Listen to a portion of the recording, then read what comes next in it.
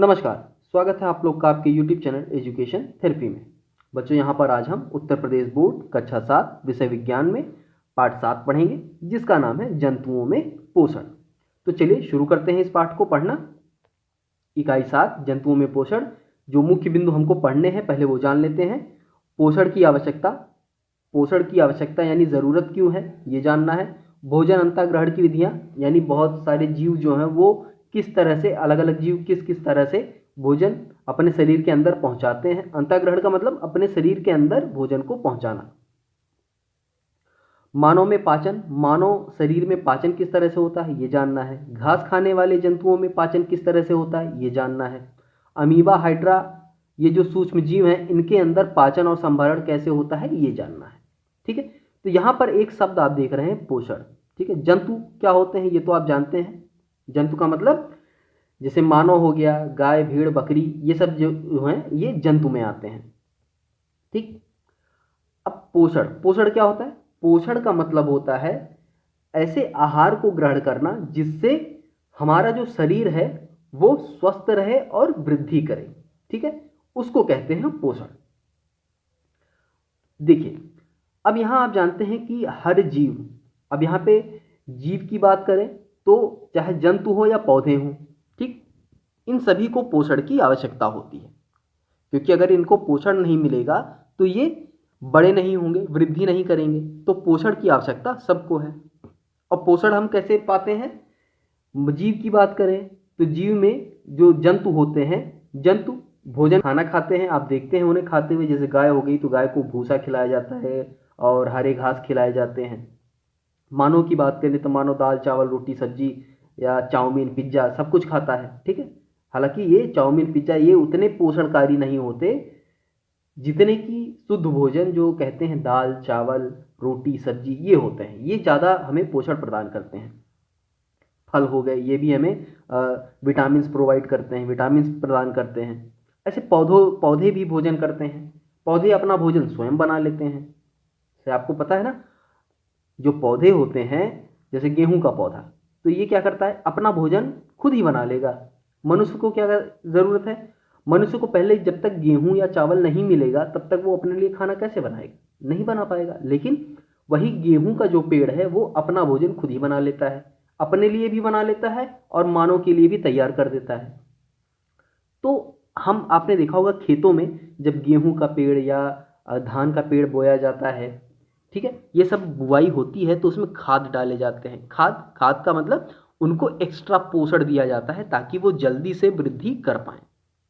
इसी प्रकार मनुष्य को भी या जंतुओं को भी अच्छे भोजन या स्वच्छ भोजन, साफ भोजन और पोषणकारी भोजन करना पड़ता है या करना चाहिए, जिससे कि उनका शरीर और स्वस्थ हो और वृद्धि करे। ठीक है, शरीर उनका वृद्धि करे। अब वो पोषण हम प्राप्त कहाँ से करेंगे, कैसे करते हैं। पहले तो देखिए, जो जीव होते हैं, जीवों के द्वारा भोजन ग्रहण करने और इसे पचाने की प्रक्रिया, ठीक, इसको कहते हैं पोषण। ठीक है, अब ये जब पोषण प्राप्त होगा तो उससे क्या होगा, पोषण जब प्राप्त होगा तो उससे शरीर वृद्धि करेगी, स्वस्थ रहेगा शरीर। ठीक है, अब आते हैं अपने बिंदु पे, पोषण की आवश्यकता। देखिए, पोषण की आवश्यकता क्या क्या मतलब है। पोषण की आवश्यकता में अगर हम देखें तो देखिए, जितने भी जीव हैं, मानव को लेके, मानव भी क्या है, एक जीव के अंदर ही आता है ना, तो जितने भी जीव हैं वो अपने उत्तम स्वास्थ्य, शारीरिक वृद्धि, विकास एवं गतिशीलता बनाए रखने के लिए पोषक तत्वों को खाते हैं। तभी तो इनका शरीर, जो जीव हैं उनका शरीर स्वस्थ रहेगा, विकसित करेगा, शरीर में वृद्धि होगी। ठीक है, और जब शरीर स्वस्थ रहेगा तभी वो गतिशील बने रहेंगे। तो इसके लिए हमें पोषण की आवश्यकता होती है। तो कोई भी पूछता है पोषण की आवश्यकता क्यों है, तो ये सारी चीज़ें आप बता सकते हैं। देखिए, अब देखिए, आपने देखा होगा कि आप लगातार अभी 2-4-10 किलोमीटर पैदल चल देते हैं तो आपके अंदर थोड़ी सी थकावट आ जाती है। क्यों, क्योंकि आपके शरीर में जितनी ऊर्जा थी वो चलने के कारण या कार्य करने के कारण खत्म हो जाती है, तो आपको थकावट महसूस होती है। और जब थकावट महसूस होती है तो आप क्या करते हैं, फिर आप भोजन करते हैं और भोजन करने के कुछ देर बाद आपको फिर से एनर्जी या ऊर्जावान खुद को महसूस करते हैं कि आपके अंदर फिर से ऊर्जा भर गई है। और जब खोई हुई ऊर्जा आपके शरीर में फिर से आ जाती है तो वो आप फिर से कार्य करने योग्य हो जाते हैं। अब ये ऊर्जा आती कहाँ से है? अब ये ऊर्जा आप प्राप्त करते हैं भोजन से। भोजन की बात करें तो जैसे रोटी हो गया, दाल चावल घी सब्जी, ये सब खाकर आप, या फल वल जैसे फल होते हैं, इनको ग्रहण करके आप ये ऊर्जा प्राप्त करते हैं। अब भोजन के अंदर हमें बहुत सारे आवश्यक तत्व प्राप्त होते हैं जो हमें ऊर्जा प्रदान करते हैं। जैसे रोटी चावल में क्या मिलता है? कार्बोहाइड्रेट मिलता है। दाल से हमें प्रोटीन मिलता है। घी से हमें क्या मिलता है? फैट यानी वसा मिलता है। फल और सब्जियों से हमें विटामिन मिलते हैं। ये सारी चीज़ें हमारे लिए आवश्यक हैं अगर आप पोषण की बात कर रहे हैं तो। ऐसा नहीं है कि आप सिर्फ कार्बोहाइड्रेट ही खाएंगे तो आपको उससे पोषण हो जाएगा, आपके शरीर को भरपूर पोषण मिलेगा। नहीं, विटामिन्स की भी ज़रूरत होती है, फैट की भी ज़रूरत होती है, फैट मतलब वसा, प्रोटीन की भी ज़रूरत होती है, कार्बोहाइड्रेट की भी ज़रूरत होती है। ठीक है, तो सभी की मात्रा के हिसाब से हमें ज़रूरत पड़ेगी, तभी हमारा शरीर जो है पूर्ण रूप से पोषित माना जाएगा। अब देखिए, ये जो चीज़ें दाल चावल रोटी घी सब्जी फल हम ये सब खाते हैं ना, इनमें से जो जो चीज़ें हमें मिलती हैं पोषण के रूप में, वो सभी जटिल अवयव होते हैं। जटिल अवयव का मतलब वो ऐसे जटिल होते हैं कि उनका जो पाचन होता है वो हमारा शरीर सीधे सीधे नहीं कर पाता। उस पदार्थ का पाचन करने के लिए हमारे शरीर को पहले उसे, जो पदार्थ हमने पोषण के रूप में ग्रहण किया है, उनमें जो पोषण हमें मिलता है उसको पहले एक सरल पदार्थ में खंडित करना पड़ता है, तोड़ना पड़ता है, और उसके बाद वो हमारे शरीर में पाचन करने युक्त हो जाता है। ठीक है, तभी सीधा सीधा जैसे वसा है तो वसा हमारे शरीर में सीधा सीधा नहीं पचता। प्रोटीन है, प्रोटीन भी सीधा शरीर नहीं एब्जॉर्ब करता। हमारा शरीर क्या एब्जॉर्ब करता है? ग्लूकोज को, जो सबसे सरल पदार्थ होता है ग्लूकोज, हमारा शरीर उसी को एब्जॉर्ब करता है। ठीक है, उसी से ऊर्जा ग्रहण करता है। तो प्रोटीन घी या जो वसा है, इन सभी को पहले वो ग्लूकोज के रूप में या एक सरल रूप में तोड़ता है। हमारा शरीर ही करेगा, वो आपको नहीं करना है। ठीक है, वो हमारा शरीर ऑटोमेटिक करता है। बहुत सारे एंजाइम होते हैं हमारे शरीर में, बहुत सारे रस स्रावित होते हैं हमारे शरीर के द्वारा, जिससे ये सरल पदार्थों में खंडित हो जाते हैं और हमारा शरीर उनको पचा लेता है। अब पोषण प्रक्रिया की बात करें तो दो तरह का प्रक्रिया हो जाता है। एक तो सबसे पहली प्रक्रिया होती है भोजन को ग्रहण करना, ठीक, जिसको हम अंतःग्रहण भी कहते हैं। अंतःग्रहण का मतलब भोजन को अपने शरीर के अंदर पहुंचाना। और दूसरा होता है जो भोजन हमारे शरीर में पहुंचा है उसका पाचन करना। चलिए अब दोनों चीज़ें जानते हैं। भोजन अंतःग्रहण की विधियां देखिए, हर तरह के जीव में अलग अलग तरह से अंतःग्रहण होता है। जैसे मानव है, मानव क्या करता है? भोजन अपने मुंह में रखता है और उसको चबाता है, चबाने के बाद उसको अपने पेट तक पहुंचाता है। ठीक, तो मुंह में भोजन रखा हमने, उसको चबाना शुरू किया तो पाचन क्रिया यहाँ से शुरू हो जाती है। वहीं सांप की बात करें तो सांप क्या करता है? भोजन को मुंह में भरता है और सीधे अपने पेट में पहुंचाता है, वो उसको चबा नहीं सकता। क्यों? क्योंकि उसके पास चबाने वाले दांत नहीं होते। इसके बाद चिड़िया की बात करें तो चिड़िया के पास चोंच होती है, चोंच से वो भोजन चबाती नहीं है। चिड़िया क्या करती है? सीधे भोजन को पकड़ेगी और सीधे अपने पेट में पहुंचा लेती है। इसी प्रकार जैसे आपकी छिपकली हो गई, छिपकली क्या करती है? छिपकली के पास आड़े टेढ़े दांत होते हैं, पैने दांत होते हैं यानी धारदार, लेकिन उन दांतों से वो भोजन को चबा नहीं पाती। वो भोजन को पकड़ती है और सीधे अपने पेट तक पहुंचा देती है। तो ये क्या है? ये तरीका है भोजन को अपने पेट तक पहुंचाने का। ठीक है, इस तरीके से पहुंचाते हैं। तो हर जो जीव है, जो जानवर है या जंतु कह लेंगे, वो अलग अलग तरह से भोजन को अपने शरीर के अंदर पहुंचाते हैं। इसी को कहते हैं अंतःग्रहण का तरीका। तो हर भोजन का अलग अलग तरह से होता है। अब जैसे हाइड्रा है, तो हाइड्रा एक सूक्ष्म जीव है। ये क्या करता है? इसके पास स्पर्शक होते हैं, ये स्पर्शक के द्वारा ही भोजन को पकड़ता है और ग्रहण करता है। अमीबा है, वो अपने जो उसके पाद भाग होते हैं उनके द्वारा भोजन को पकड़ता है और अपने शरीर के अंदर पहुंचा देता है। ठीक है, ऐसे पाद भाग होंगे, भोजन यहाँ रहेगा और ये अपने शरीर के अंदर ऐसे पहुंचा लेता है। ठीक है, चलिए तो ये इस प्रक्रिया को कहते हैं हम भोजन को ग्रहण करना, या क्या कहेंगे, भोजन का अंतःग्रहण। पादभाग यानी अमीबा में जो होते हैं उसको पदाव कहते हैं। ठीक है, चलिए अब आते हैं मानव में पाचन। मानव शरीर में पाचन कैसे होता है। तो पहले यहाँ पे एक चित्र देख रहे हैं, इस चित्र में पहले मानव भाग को हम एक बार पढ़ लेते हैं। उसके बाद देखिए मानव भाग में क्या है, ये नास गुहा मतलब ये नाक है, जहाँ से सांस लेते हैं। ये है मुंह, ठीक है, मुंह से ही पाचन का कार्य शुरू हो जाता है, इसको हम मुख गुहा भी कहते हैं। इसके बाद ये जो लंबी सी लाइन दिख रही है क्या है, ग्रास नली। ये एक पाइप की तरह होती है, जो हम खाना खाते हैं वो इसी पाइप के द्वारा हमारे पेट तक पहुंचता है। पेट मतलब आमाशय, ठीक है, आमाशय में पहुंच गया। अब आमाशय के बाद जो भोजन है वो कहाँ पहुंचेगा, वो हमारी छोटी आंत में पहुंचेगा। ये जो छोटी आंत दिख रही है आपको, ये छोटी आंत में पहुंचता है। छोटी आंत में पहुंच गया। छोटी आंत के बाद कहाँ जाएगा, ये जाएगा बड़ी आंत में। ठीक है, यहाँ से छोटी आंत में जाएगा और ये छोटी आंत जुड़ी होती है बड़ी आंत से।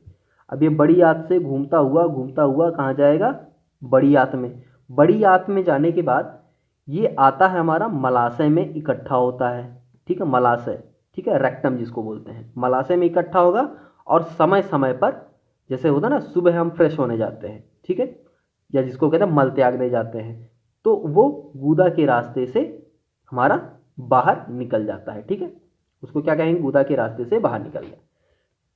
अब यहाँ पे एक चीज़ ये देख रहे हैं आप, ये तो हमारा पाचन क्रिया का पूरा तंत्र हो गया। ये जितनी भी चीज़ें जैसे मुख गुहा हो गया, ग्रास नली, आमाशय, छोटी आंत, बड़ी आंत, मलाशय, गूदा, ये सब क्या है, हमारे पाचन क्रिया का तंत्र है पूरा। अब यहाँ पे यकृत, ये भी भोजन पाचन में सहायक होता है। पित्ताशय, ये भी भोजन पाचन में सहायक होता है। तो ये सारी चीज़ें आपको मानव शरीर में पता होनी चाहिए, तभी आप भोजन जो पाचन होता है, पाचन तंत्र अच्छे से समझा पाएंगे, लिख पाएंगे। ठीक है, अब आते हैं पाचन। देखिए ये जो पाचन तंत्र है पूरा, ये एक बहुत लंबी सी नलिका से जो भोजन है हमारा, ये पूरी एक लंबी सी नलिका से गुजरता है, जिसे हम आहार नाल कहते हैं। अब इस आहार नाल में अगर हम बात करें, कई भाग हैं, जैसे मुख गुहा हो गया, ग्रास नली, आमाशय, छोटी आंत, बड़ी आंत, मलाशय, गूदा या मलद्वार जिसको कहते हैं। ये सब क्या है, ये आहार नाल के ही विभिन्न भाग हैं। ठीक है, अगर पूछा जाए आहार नाल के भाग, तो आप क्या कहेंगे, मुंह हो गया, ग्रास नली, ठीक है, आमाशय, छोटी आंत, बड़ी आंत और मलाशय, गूदा, ये हैं हमारे आहार नाल के भाग। अब आहार नाल में भोजन सबसे पहले कहाँ जाता है, मुख में। अब मुख की बात करें तो मुख में हमारे दांत होते हैं। दांत जो हमारे भोजन को काटने में, भोजन को फाड़ने में, भोजन को चबाने में मदद करते हैं। अब दांत भी कितने प्रकार के होते हैं, 4 प्रकार के। मनुष्य शरीर में, मानव शरीर में 4 प्रकार के दांत होते हैं।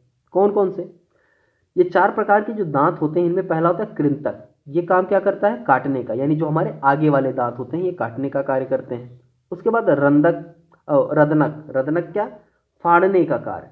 जो एक नुकीला सा दांत होता है साइड में किनारे पे, वो होता है रदनक। जैसे अभी यहाँ पे ये चित्र है, देखिए ये है कृंतक। ये जो भाग होता है दांत का, ये कृंतक होता है।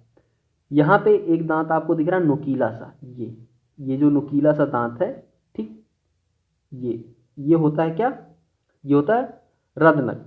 ये फाड़ने का कार्य करता है किसी चीज को। ठीक है, इसके बाद आता है हमारा जो चबाने वाले दांत होते हैं। ठीक है, चबाने वाले दांत जिसको अग्र चवर्णक कहते हैं। अग्र चवर्णक ये भी हमारा पीसने और चबाने का कार्य करता है, और चवर्णक होता है ये भी पीसने और चबाने का कार्य करता है। दोनों वही कार्य करते हैं। अब इनमें चवर्णक जो है, देखिए यहाँ पे नुकीले दांत के बाद ये जो भाग है, ठीक, ये भाग अग्र चवर्णक और पीछे के ये भाग जो है चवर्णक कहलाते हैं। ठीक है, तो इस तरह से 4 प्रकार के दांत हमारे शरीर में होते हैं, ऊपर नीचे सब कुछ मिला के। अब दांत के बारे में थोड़ी सी जानकारी ले लेते हैं।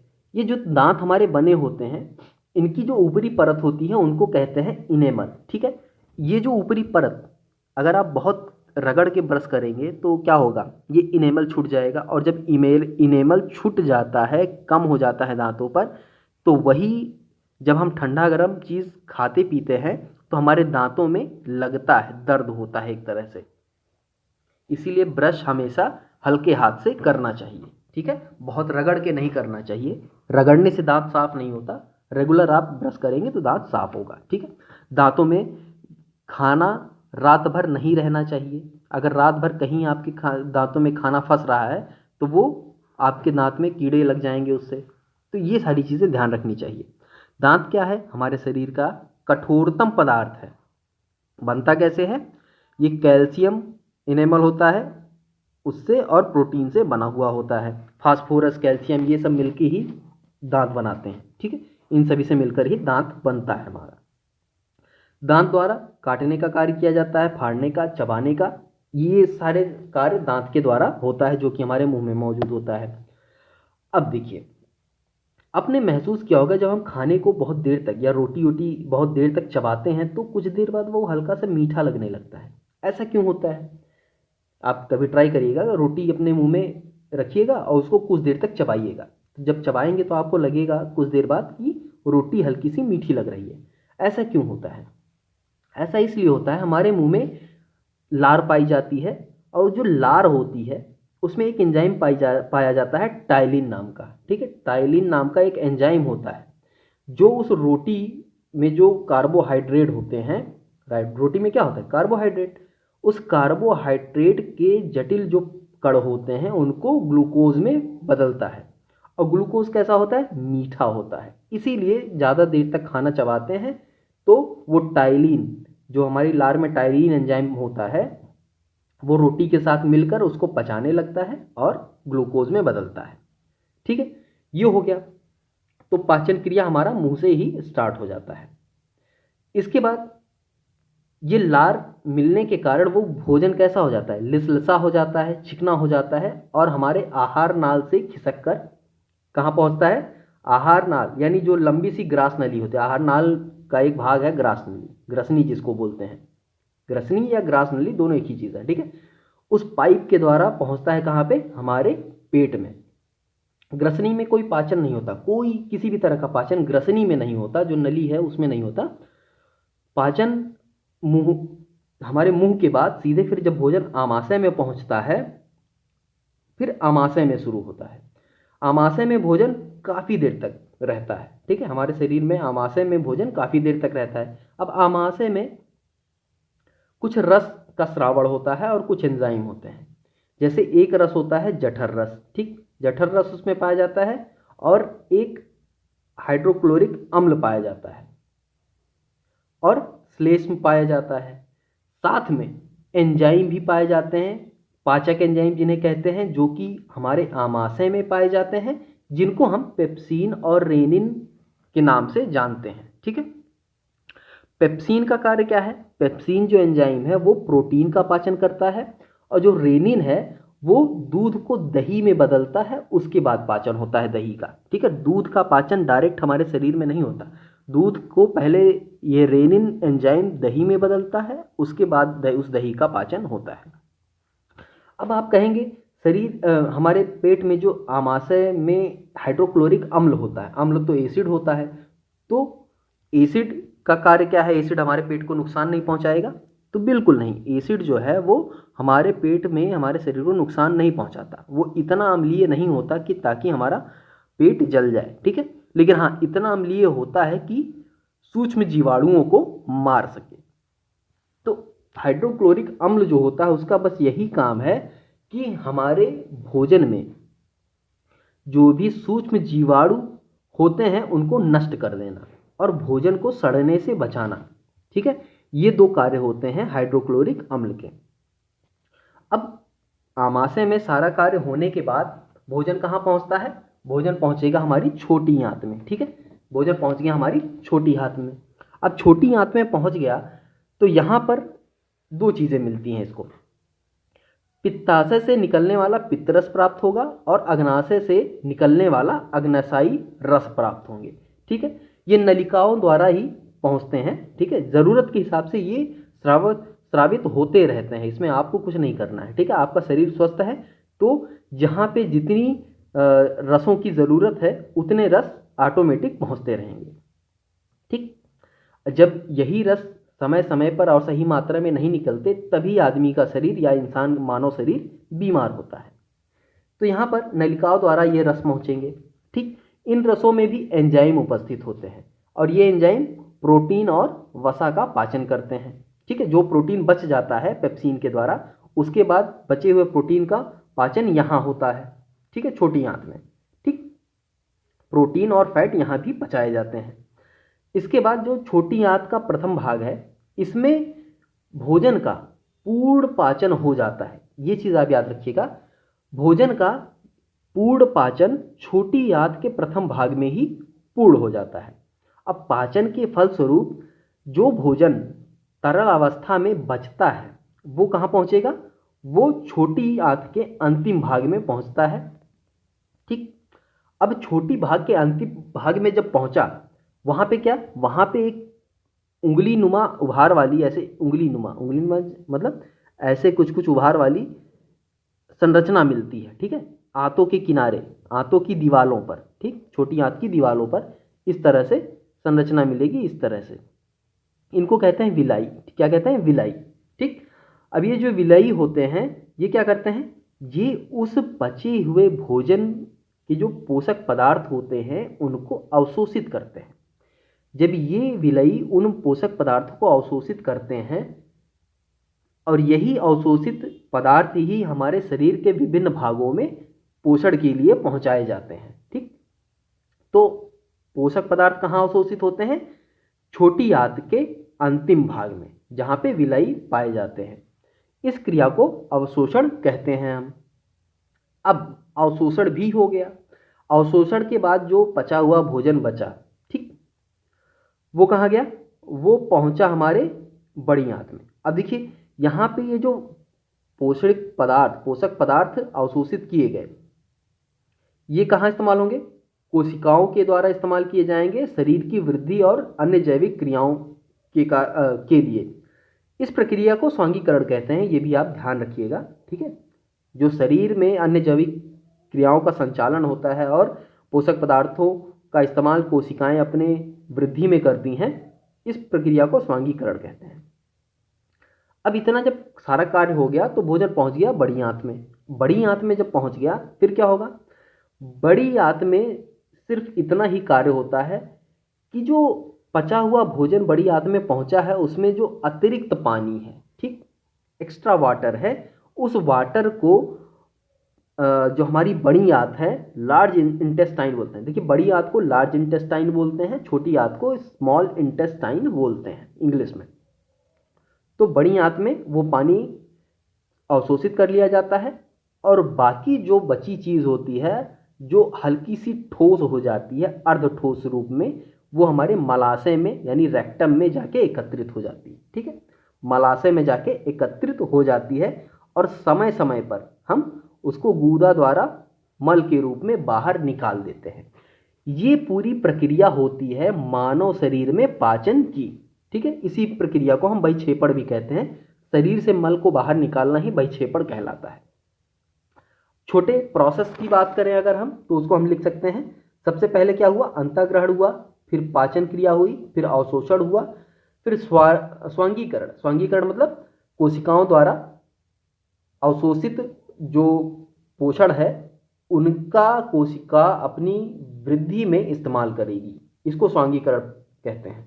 और मल को बाहर निकालना बहिक्षेपण कहलाता है। तो ये प्रक्रिया है मानव शरीर में पाचन की। ठीक, ये देखिए सारी प्रक्रिया यहाँ पे लिखी हुई है एक टेबल के रूप में। ठीक, यहाँ पे आप देख सकते हैं, ये सारा एक क्रम में मैंने आपको अभी ऊपर बताया है।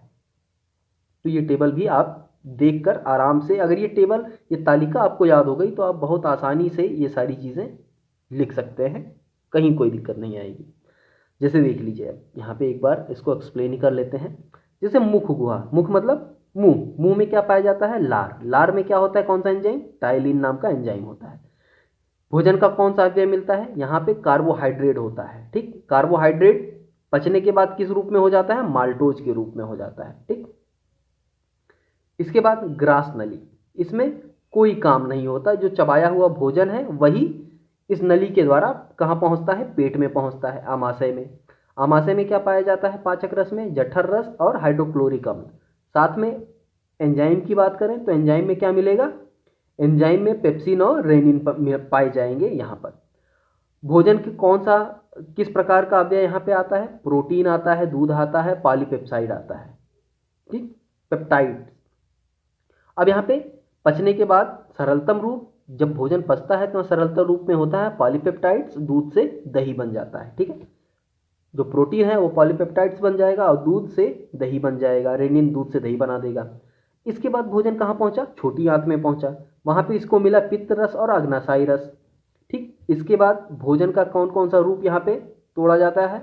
वसा तोड़ा जाएगा, प्रोटीन तोड़ा जाएगा, पॉलीपेप्टाइड्स तोड़ा जाएगा, स्टार्च, माल्टोज, ये सब छोटी आंत में ही तोड़ के खत्म किए जाएंगे। अब तोड़ने के बाद किस रूप में मिलेंगे? ये हमको मिलेगा माल्टोज के रूप में, अमीनो अम्ल के रूप में, वसा अम्ल के रूप में और ग्लिसरॉल के रूप में, ठीक है। इस रूप में हमको वहाँ पे फिर मिलेगा। इसके बाद भोजन बड़ी आंत में पहुंचा। बड़ी आंत में कुछ नहीं होता, सिर्फ क्या होता है? अतिरिक्त जल का अवशोषण किया जाता है, ठीक है। उसके बाद गुदा द्वार में वो पाचक चीजें यानी भोजन पहुंच गया, जहां पे अपशिष्ट पदार्थों को या अपचे हुए पदार्थों को संग्रहण और बहिक्षेपण किया जाता है। तो ये पूरा प्रोसेस हो गया मानव शरीर के पाचन का। अब आते हैं हम घास खाने वाले जंतुओं में पाचन कैसे होता है। देखिए, घास खाने वाले जंतु, जैसे यहाँ पे गाय की बात कर रहे हैं, ठीक, गाय, भैंस, बकरी, ये सब क्या है? घास ही खाते हैं। होता क्या है, अब घास जो है वो गाय मुंह में भर के चबाती है, ठीक। तो स्टार्टिंग में होता क्या है, आप देखते हैं गाय जो घास खाती है ना, वो जल्दी जल्दी से निगलती है और निगल के कहाँ भंडारित करती है? इसको अपने पेट में जाके भंडारित करती है। पेट का एक हिस्सा होता है, वहां पे जाके इसको भंडारित कर लेती है, जैसे ये हिस्सा है, ठीक है, चित्र में। आमाशय का यह भाग रूमेन कहलाता है।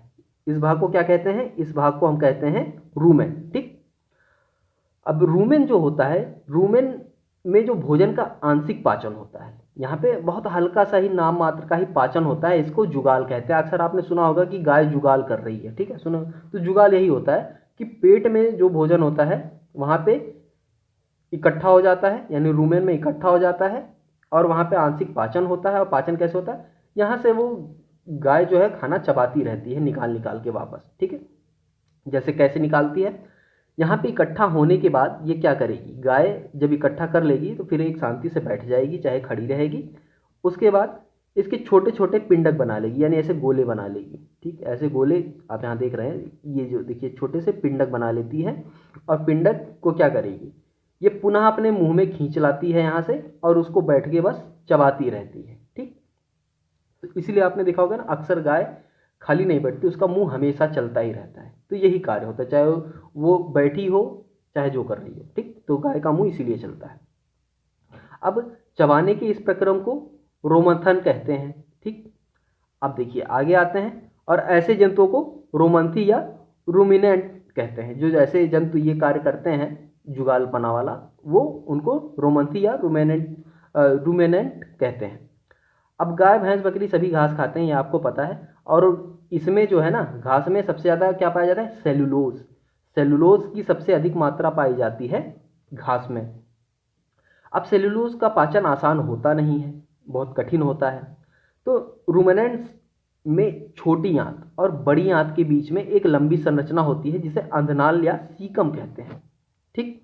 अंधनाल या सीकम कहते हैं, यानी सीकम कहाँ होगा? छोटी आंत और बड़ी आंत के बीच में एक संरचना है, उसको सीकम कहते हैं, जो कि पाया कहाँ जाता है? जो ये घास खाने वाले जीव जंतु होते हैं, मतलब जो जानवर होते हैं, ठीक है, घास खाने वाले जंतु होते हैं, उनमें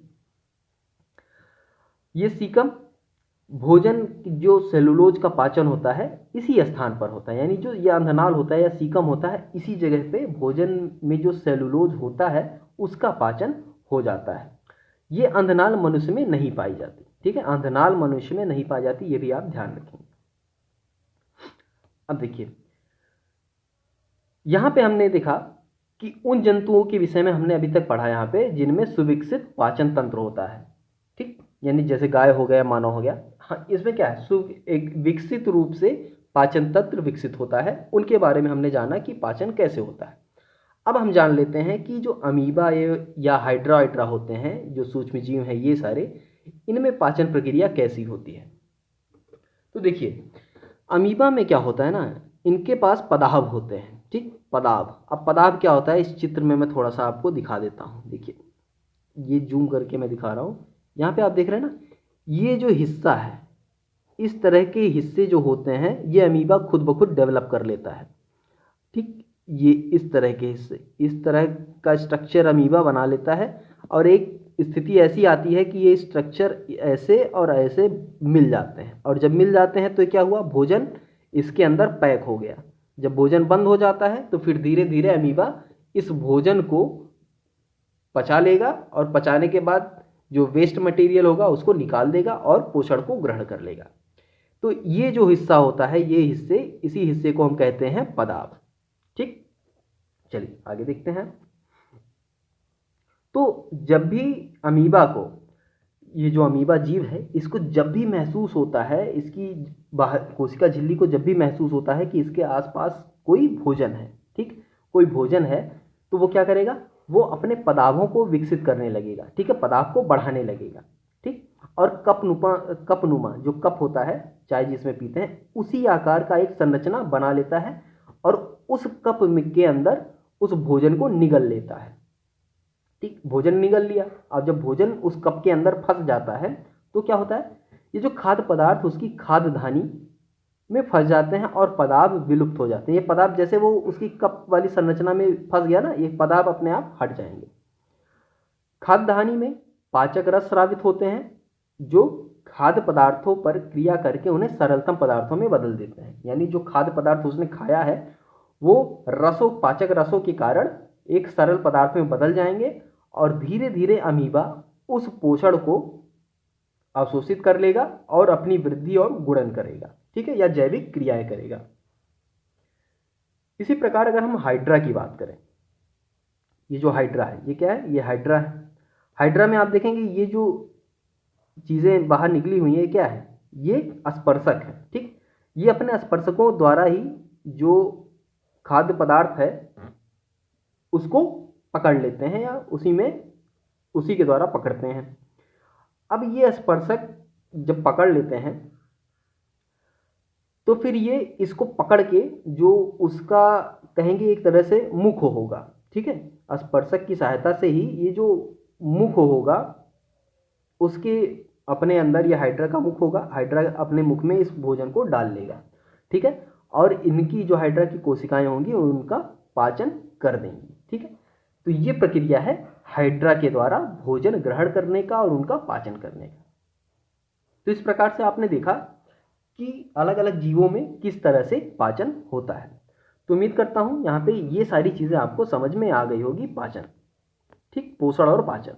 अब हमने इस पाठ में क्या क्या देखा या सीखा वो एक बार रिवाइज कर लेते हैं, दोहरा लेते हैं। देखिए, पोषण प्रक्रिया के अंतर्गत भोजन का अंतःग्रहण और पाचन दोनों सम्मिलित हैं। यानी पोषण प्रक्रिया में भोजन को खाना और पचाना दोनों सम्मिलित होते हैं। कोई कहता है पोषण, तो भोजन का अंतःग्रहण और पाचन दोनों चीज़ें बताई जाएंगी वहाँ पे। विभिन्न जीवों में भोजन अंतःग्रहण भिन्न भिन्न विधियाँ हैं। मनुष्य में भोजन का पाचन आहार नाल में होता है। आहार नाल के विभिन्न भागों में अलग अलग पाचक रसों का श्रावण होता है जो भोजन को पचाने में सहायक होते हैं। पाचन क्रिया छोटी आंत के प्रथम भाग में पूर्ण रूप से हो जाती है, जबकि इसके अंतिम भाग में भोजन का अवशोषण किया जाता है, ठीक। इसके बाद अवशोषण के बाद पचा हुआ भोजन शरीर की वृद्धि एवं अन्य जैविक क्रियाओं के संचालन हेतु उपयोग किया जाता है। यह स्वांगीकरण प्रक्रिया कहलाती है, या स्वांगीकरण क्रिया कहलाती है। यानी शरीर की कोशिकाओं में वृद्धि करना ही स्वांगीकरण कहलाता है। अवशोषण के बाद बचा हुआ अपशिष्ट भोजन मल के रूप में बाहर निकल जाता है, इसे हम बहिक्षेपण कहते हैं। घास खाने वाले जंतुओं में सीकम पाया जाता है, ठीक, जहां पे सेलुलोज का पाचन होता है, जिसको हम अंधनाल भी कहते हैं। सूक्ष्म जीव अमीबा के पदार्थ भोजन को पकड़ने में सहायता प्रदान करते हैं और हाइड्रा स्पर्शकों के द्वारा भोजन ग्रहण करता है। तो ये मुख्य बिंदुएं हैं, ये मुख्य चीज़ें हैं जो हमने इस पाठ में पढ़ा।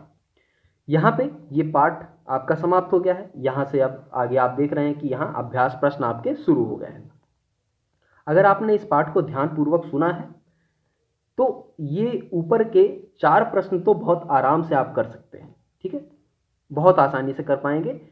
और एक बार आप कोशिश ज़रूर करिएगा इन सभी प्रश्नों को हल करने का। फिर भी कहीं कोई डाउट है, कोई चीज़ नहीं समझ में आ रही है तो कमेंट बॉक्स में आप पूछ सकते हैं। तो चलिए आज के लिए बस इतना ही, मिलते हैं नेक्स्ट वीडियो में, तब तक के लिए धन्यवाद।